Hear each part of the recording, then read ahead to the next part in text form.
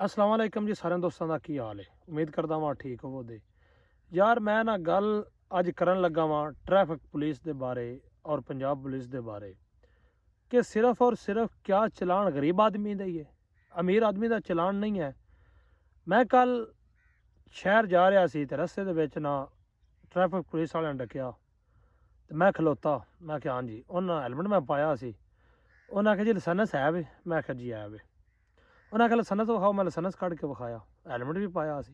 उन्हें आख्या जी होर कोई ना बना। उन्हें आख्या जी स्कूटर का स्कूटर तुहाडे नाम है? मैं आख्या जी नहीं मेरे नाम नहीं। उन्हें आख्या जी करो चलान। मैं आख्या सर सारे मुल्क दे नहीं ना? उन्हें आख्या जी नहीं सारिਆਂ ਦੇ ਨਾਂ ने।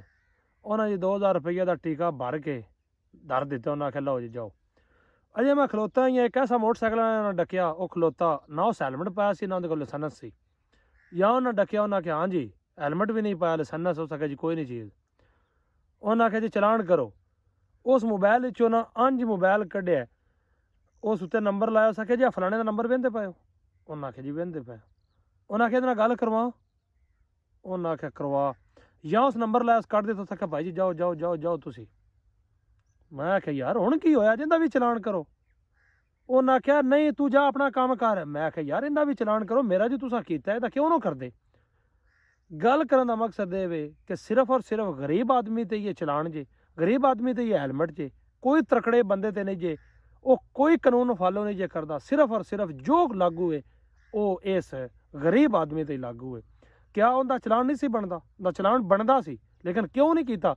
उन्होंने पता है उस बंदे नाल गल करे सानू उस अगां करके रख छड़ना सी, किते जान दे। हो सकता साडी वर्दी ला छड़े। यार अजीब गल है। कुछ ख्याल करो, सारी गौरमेंट नूं भी चाहिए सारिਆਂ ते बराबर रखे। कोई पराडो बैठा उन्हें भी उत्थे रखे, जो मैरान बैठा उन्हें भी वही रखे, जो स्कूटर ते बैठा उन्हें भी उस थां ते रखन।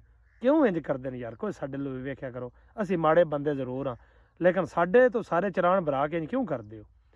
जिस भरा मेरी वीडियो चंगी लगे ज़्यादा से ज़्यादा शेयर करें जी और लाइक करें जी। वसते रहो सजनों। अस्सलाम वालेकुम।